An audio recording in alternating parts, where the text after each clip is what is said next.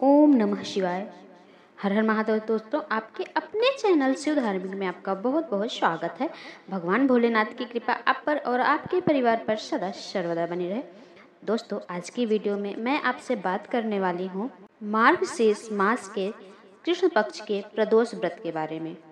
तो मार्गशीर्ष मास में कृष्ण पक्ष का प्रदोष व्रत कब है, त्रयोदशी तिथि कब प्रारंभ होगी और कब समाप्त होगी, व्रत हमें कब धारण करना है और पूजा का मतलब प्रदोष काल पूजा का शुभ मुहूर्त क्या होगा और प्रदोष काल का व्रत का महत्व क्या होता है, पूजा विधि क्या होती है, व्रत अगर आप धारण करते हैं तो व्रत के क्या नियम होते हैं, व्रत में आपको पारण कब करना चाहिए, फलाहारी या निर्जल किस प्रकार से ये व्रत धारण करना चाहिए और आज के दिन भोलेनाथ की पूजा किस प्रकार से करनी चाहिए, कौन सी वस्तु उन्हें अर्पित करनी चाहिए जिससे कि अगर हम व्रत करते हैं तो व्रत का संपूर्ण फल हमें प्राप्त हो और जिस भी मनोकामना से हम ये व्रत कर रहे हैं हमारी मनोकामना पूर्ण हो। और बिना व्रत किए भी अगर आज हम भगवान भोलेनाथ की पूजा करते हैं, उपायों को करते हैं तो निश्चित ही भगवान की कृपा से आपकी सारी मनोकामनाएं पूर्ण होगी।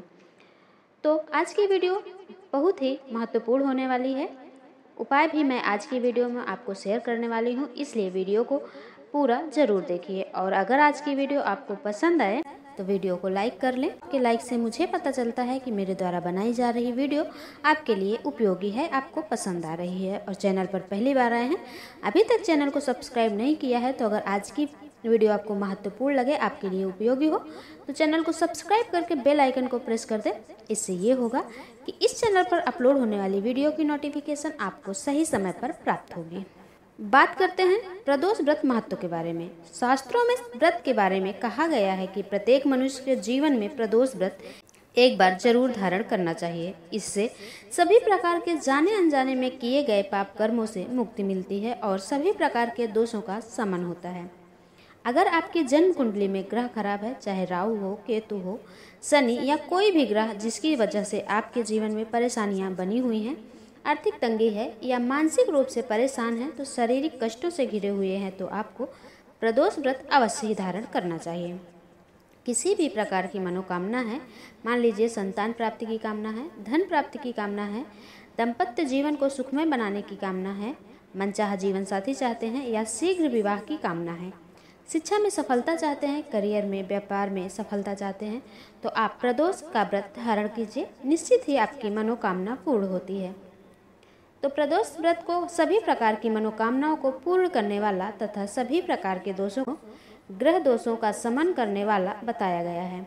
इसलिए इस व्रत को अवश्य ही धारण करना चाहिए। लेकिन मान लीजिए आप ये व्रत नहीं कर पाते हैं, तो ऐसे में आप प्रदोष काल में भगवान भोलेनाथ की पूजा आराधना जरूर कीजिए, क्योंकि शास्त्रों के अनुसार त्रयोदशी तिथि को प्रदोष काल में संध्या काल में के समय भगवान भोलेनाथ और माता पार्वती अत्यंत ही प्रसन्न मुद्रा में होते हैं।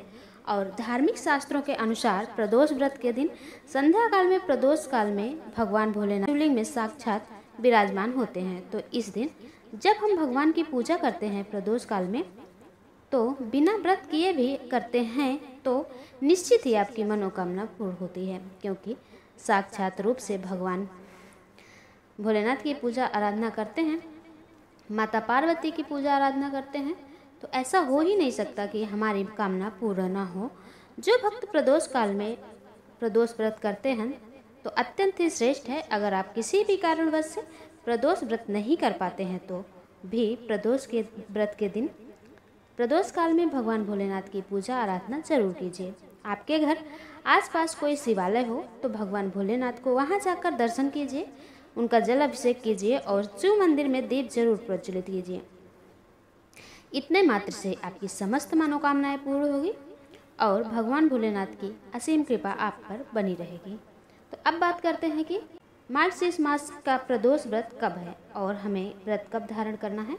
तो देखिए, पंचांग के अनुसार मार्गशीर्ष माह के कृष्ण पक्ष की त्रयोदशी तिथि प्रारंभ हो रही है 10 दिसंबर को सुबह 7:13 से और इसका समापन हो रहा है 11 दिसंबर को सुबह 7:10 तक। तो प्रदोष काल पूजा का शुभ मुहूर्त है 10 दिसंबर को 5:24 से रात 8:08 तक इसका पूजा का शुभ मुहूर्त होगा। तो इस दिन आप चाहे तो मंदिर जाकर पूजा अर्चना कर सकते हैं। अगर आप मंदिर नहीं जा पाते हैं तो अपने घर में शिवलिंग है तो शिवलिंग का अभिषेक कर सकते हैं। नहीं तो घर में जो भी भगवान भोलेनाथ की मूर्ति है, प्रतिमा है, तस्वीर है, जो भी आपके पास उपलब्ध है, एक चौकी पर स्थापित करके विधिवत उनकी पूजा आराधना कर लें। अगर आप प्रदोष का व्रत करते हैं या फिर भोलेनाथ की पूजा आराधना करते हैं तो प्रातःकाल जल्दी उठना चाहिए। प्रदोष व्रत के दिन प्रातःकाल जल्दी उठकर स्नान इत्यादि करके साफ स्वच्छ वस्त्र धारण करें। सबसे पहले भगवान सूर्यदेव को जल अर्पित करें। उसके बाद अपने घर के मंदिर में शुद्ध घी का दीपक प्रज्वलित करके व्रत का संकल्प ले लीजिए।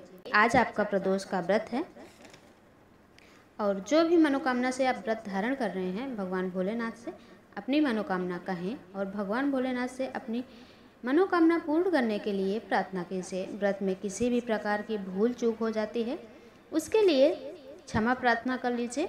उसके बाद विधिवत भगवान भोलेनाथ की पूजा करें, उनका जल अभिषेक करें, उनकी प्रिय वस्तुएं उनको अर्पित करें, जैसे भांग, धतूरा, बेलपत्र, सभी चीज़ों से विधिवत भगवान भोलेनाथ की पूजा करें। उसके बाद भगवान भोलेनाथ की आरती करें। आपका व्रत शुरू हो जाता है, क्योंकि बिना संकल्प लिए आपके व्रत का आपको संपूर्ण फल नहीं प्राप्त होता है। इसलिए सुबह की पूजा में संकल्प लेना अत्यंत आवश्यक है। और दिन भर आप व्रत रहते हैं, व्रत आप निर्जल फलाहार किसी भी तरह रह सकते हैं, जैसे आपकी इच्छा हो। दिन भर आपको व्रत रखना है और शाम को स्नान इत्यादि करके प्रदोष काल में विधिवत भगवान भोलेनाथ की पूजा करना है। चाहे आप मंदिर जाकर कर सकते हैं या आप अपने घर में भी कर सकते हैं, जैसी सुविधा आपके पास हो। वैसे शास्त्रों के अनुसार अगर शिवालय जाकर पूजा करते हैं तो उसका फल हमें बहुत अधिक प्राप्त होता है।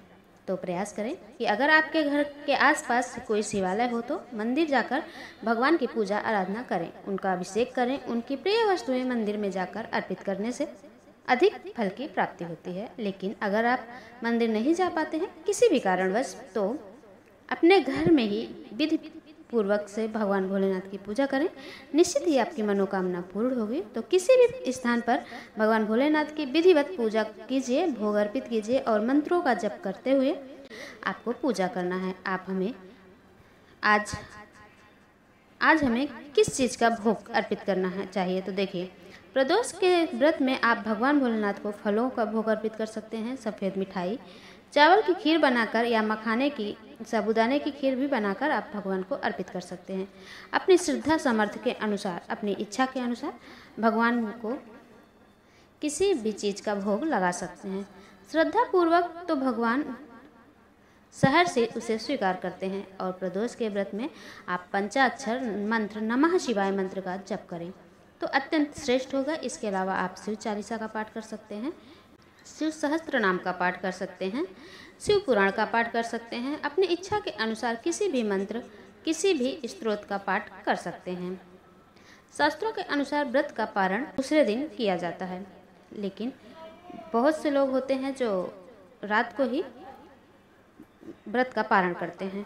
अगले दिन सुबह जल्दी उठकर स्नान आदि करने के बाद पूजा करके फिर आपको शुद्ध सात्विक भोजन करना चाहिए, अपना व्रत खोलना चाहिए। बहुत से भक्त होते हैं जो शाम के समय अन्न का सेवन करते हैं, तो ऐसे में आप मीठे अन्न का सेवन कर सकते हैं। अगर आप शाम को पारण करते हैं तो प्रयास करना चाहिए कि आज के दिन आपको नमक का सेवन नहीं करना चाहिए।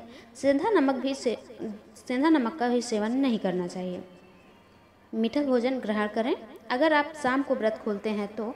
और जो भक्त प्रदोष के अगले दिन व्रत खोलते हैं वो बिल्कुल शुद्ध और सात्विक नमक वाला भोजन खा सकते हैं, कोई समस्या नहीं है। तो ये शास्त्रों के नियम हैं। इन नियमों के अनुसार हमें व्रत धारण करना चाहिए। लेकिन आपने जिस प्रकार से ये व्रत प्रारंभ किया है वैसे ही आप धारण कर सकते हैं।